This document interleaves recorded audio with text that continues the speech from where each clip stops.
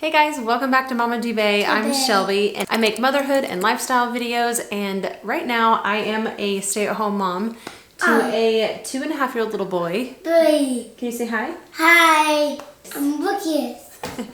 Anyway, he is playing with some Play-Doh, and I'm also 33 weeks pregnant with my second child, who is a little girl. But today's video is going to be all about the things that I'm going to be doing different with this baby than I did with Lucas, as well as the things I'm going to be doing exactly the same. So I'll be honest, I haven't made a sit-down video like this in a while, and that is because my toddler's schedule is all over the place right now, and getting time to sit down and film uninterrupted has not been something that happens very much.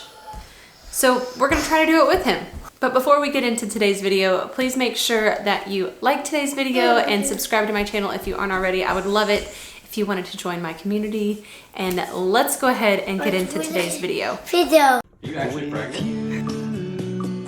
I can be sad with you.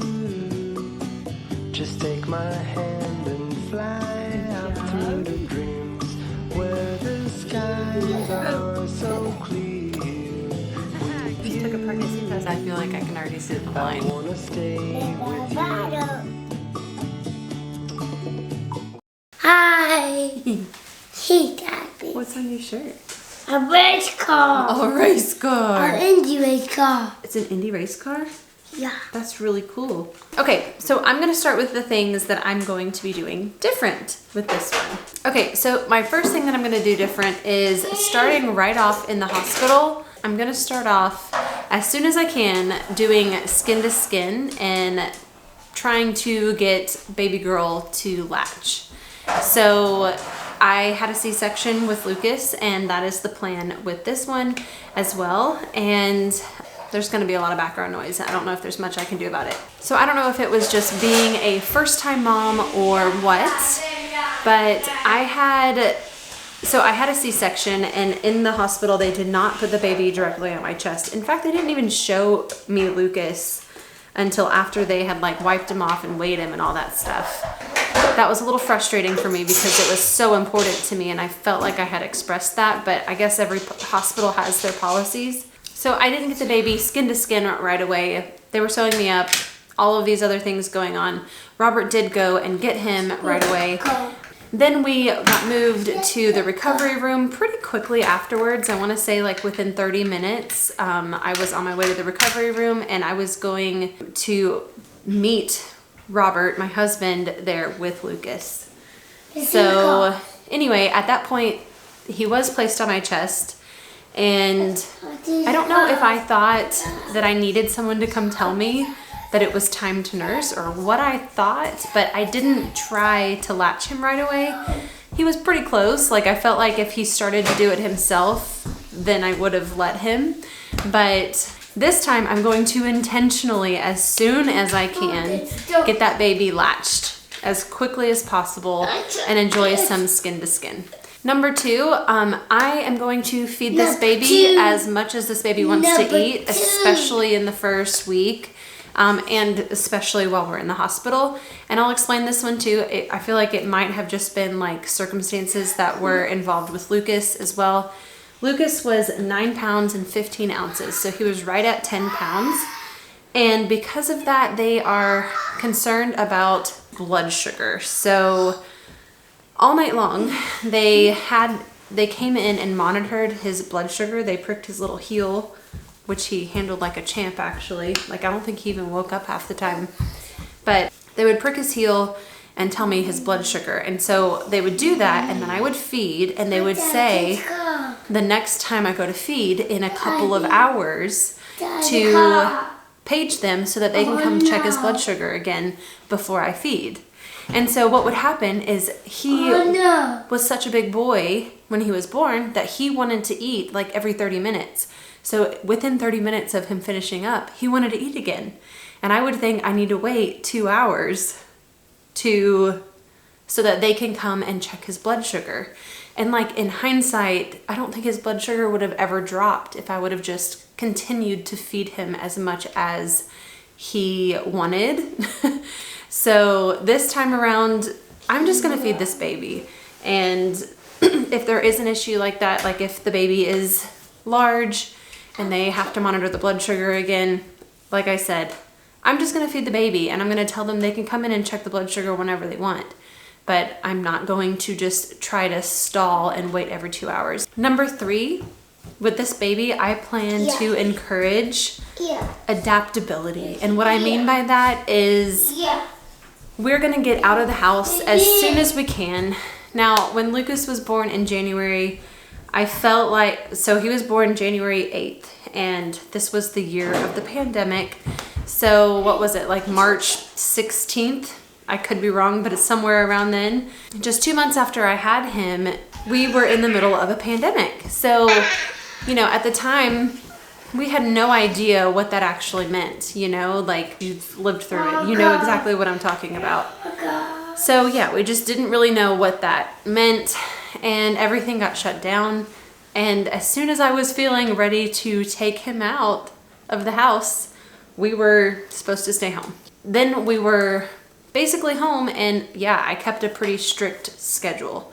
So Lucas does not really sleep in the car very well. He's not super adaptable to situations. When he was a baby, if we could have just gotten out and like still done things, I feel like I could have helped him become more adaptable. I also plan on using a baby carrier so that we can get out and about and do things like that. And again, circumstances were different with Lucas. Not only the pandemic happened, but then I also had really bad sciatic nerve pain that started just about 2 months postpartum. That started to get really bad then anyway. So number 4 is that I am going to put this baby on the floor a whole lot more than I did Lucas. Again, this kind of goes back to the back pain. It was hard for me to like get all the way down on the floor and back up. So Lucas was often in a bouncy seat or in some kind of seat that was a little bit higher and easier for me to pick him up. We did do tummy time and he absolutely hated it. And I had a lot of trouble with him being unhappy. So, I mean, as a first-time mom, I'm sure you understand what I'm talking about. It was just really hard for me to just like let him try to figure it out. So this time around, I plan on doing a lot more tummy time and allowing her to be on the ground. So hopefully, being the second child and everything, she will be a little more calm because she's not getting my undivided attention all the time, and that she will actually enjoy being on the ground and doing tummy time and things like that. Number 5 is that I am going to be confident in my choices.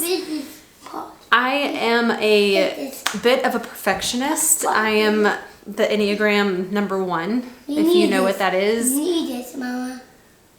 Okay, so can you fix it, please? Please. Sure. I have it. I'm trying to fix it and then I'll give it back. So yeah, I am a bit of a perfectionist. If you know what Enneagrams are or whatever number you might be, I'm a number 1. And that just means that I want to do like the best and the most perfect thing in all situations, which is very stressful. So I also worked as a nanny for like 17 to 20 years. Off and on, I was a nanny, or just like in my high school years, I babysat a ton. And in doing all of that, I learned so many different parenting styles, so many different parenting tricks and hacks and ideas and things that I thought that I would definitely do. And, you know, all of those things were based on those children and that family and whatever worked best for them.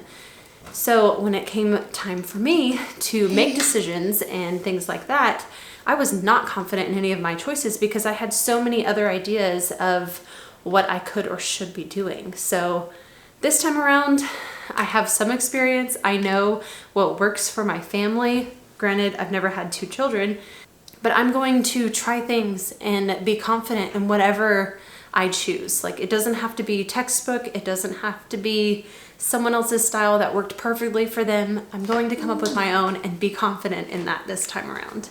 The 6th thing I'm planning on doing differently is I am going to be open to talking to my doctors about any issues I might have with my mental health. And it's not that I wasn't open to it before, I just didn't recognize what I was feeling as what it was. And this time around, I do not want to get caught up in the whole postpartum depression situation like I was with Lucas. I've already mentioned it a million times in this video, but when Lucas was a baby, I also had the back stuff going on. And so on top of the hormonal things that cause the postpartum depression, I was also feeling a lot of pain. So physical pain, where I felt trapped and I was unable to do so many things that I wanted to do with him as a baby. Like so many things I had pictured when I had my first kid, what I would do and blah, blah, blah. Plus we had the pandemic and you know, so like that took a lot of things away as well. But this time around, if I start having those feelings, I'm gonna talk to my doctor and figure out what to do. I'm not gonna just try to figure it out myself. I'm going to seek help and get that help in whatever form me and the doctor decide is best. Number 7 is that this time around, I am going to accept the fact that my baby is not going to be happy all of the time. And that doesn't necessarily mean that I'm gonna do cry it out from the beginning or anything like that. It really just means that I'm going to be okay with my baby not being perfectly happy 24/7, and I'm not gonna base my happiness on the baby's happiness. Obviously, I'm gonna try to help the baby when she is unhappy, but I'm not going to let it influence me the way I have in the past when Lucas was a baby. Number 8, I'm going to intentionally do more skin to skin with this baby. I really don't know what it was, why I really didn't do it very much with Lucas, but I'm going to intentionally take the baby like out of her swaddle and out of her clothes and put her on my chest and just hold her close and things like that. And number 9, I feel like I may have sort of already covered, but I am obviously going to keep my baby safe, but I'm not going to overthink every single little rule that there is. I'm going to, you know, gather information just like before and know why the rules are the rules, but I'm not going to let them dictate what I decide with my baby. Number 10 is that I am going to prioritize my own needs. I'm going to brush my teeth in the morning, not at 1 o'clock in the afternoon. I'm going to take some time to do my hair. I'm going to take some time to put a little makeup on if I feel like I want to. I'm going to prioritize my needs, and if I need a minute to step away from the kids, I'm gonna put the baby in a safe place, make sure Lucas is in a safe place, and take a minute to do whatever it is that I need to do, because I know that it will have a profound effect on my happiness. And so I'm going to do that. I need to have my cup full in order to be the mom that I want to be. Okay, so before we move on to the things that I'm planning on doing the same, I just wanted to remind you that if you're enjoying today's video, to please like the video, and if you're not already subscribed to my channel, I would love it if you would go ahead and hit that subscribe button and become a member of my community. Okay, so the first thing I'm going to be doing exactly the same is, and I don't remember where I heard this the first time around, but it worked really well with Lucas, is that during the day, I'm not going to let the baby sleep for stretches longer than 3 to 4 hours, 4 hours tops. I'm going to wake up the baby at that point, because at some point they get to where they will sleep for a 5-hour stretch in a 24-hour period. And I want that 5-hour stretch to happen at night. So I will wake up my baby at the 4-hour mark tops, probably every 3 hours, but I am going to be a little bit more adaptable at the same time. Number 2, the second thing that I'm going to be doing the same, and this is straight out of the mouth of my sister-in-law, Christy, is I am not going to try to make a happy baby happier. And what I mean by that is, like, there's your baby in the carrier in a restaurant, and they look like they're slightly uncomfortable. They're breathing. I'm obviously not saying to leave your baby in a carrier for super long. I know the risks, but they look slightly uncomfortable, but they're sleeping and your food is about to arrive. I'm not going to adjust the baby. I'm going to let that happy baby sleep in that little carrier and eat my food. You know, especially as a first-time mom, there's like little things that you notice that you're like, oh, maybe I should do this, or maybe I should do that, you know, to help them be more comfortable or to anticipate a need that maybe you know is coming.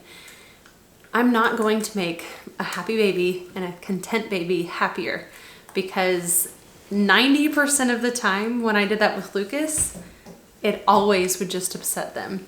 So take that piece of advice from my sister-in-law and apply it if you are a first-time mom or if you have a baby coming.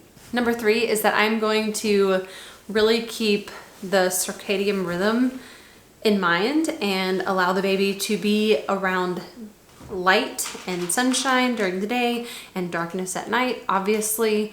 But what I mean by that is during the day, while she's taking naps, I'm going to allow some sunlight to be in the room. And I don't know if I'm gonna do this throughout the entire first year or anything like that. It might just be up to like 6 months. But I am going to expose her to the sun to get her used to the daytime and nighttime. And then at night, make sure it's really dark in the room and only use very low level lights when changing or feeding or anything like that. Number 4 is that I'm going to keep noise around the baby, especially in those first 4 to 6 months. I'm going to let her nap around other noises and play music in the house and not walk on eggshells because the baby's sleeping. I think a lot of times we do that to protect our time that we get to ourselves, but it really will help them to sleep through all kinds of noises if you do allow them to nap around noises. I will be using a sound machine at some point, especially for nighttime, but during the day, napping can be around noises. I think that's key because her room is right next to Lucas's room, and his sleep used to be great, but lately it has changed a little bit. So I want her to be able to sleep when it's time to sleep, even if he's not sleeping. Number 5 is that I'm going to use coconut oil instead of nipple creams. Not that there's anything wrong that I know of with the nipple creams, but I really wanted a more natural way of keeping everything from cracking, if you know what I mean. So, and getting uncomfortable, and it worked really well with Lucas. So coconut oil is not something that you have to like wipe off before you can go to feed your baby. It is a little messy, but I'm sure the other butters are messy as well. I know that there's a risk of the baby having some kind of allergy to coconut, but I'll probably use it as early as in the hospital. So if there's anything that comes up, we'll be in the hospital. And then number 6 is that I will again be using the Haka. And I've talked about the Haka before in some of the videos that I talked about products in. And it is a great way, especially in those first few months before your milk is fully regulated, to build a stash of milk. And that way you can have someone else feed the baby occasionally and get a breather, whatever you need to do. So I plan on using that Haka as much as possible. Maybe not using a pump as much as I did before, just because I'm hoping I won't need to store milk for the same reasons as last time. And number 7 is that I'm planning on sleeping in the baby's room with the baby for the first 3 to 4 months. I don't necessarily mean co-sleeping, I just mean sleeping in the same room as her. My husband is a very light sleeper, so having her come and stay in our room is really not ideal. He works a full-time job, and he's going to be handling Lucas if Lucas wakes up in the middle of the night or anything like that. So honestly, I'm just gonna sleep in the baby's room and be right there if she needs me. But that's all for today's video. I hope you guys enjoyed it. For the 3rd time, if you enjoyed today's video, please make sure that you hit the like button and subscribe to my channel if you aren't already. Can you say, see you next time? See you next time. Bye. See you next time. Bye. See you next time.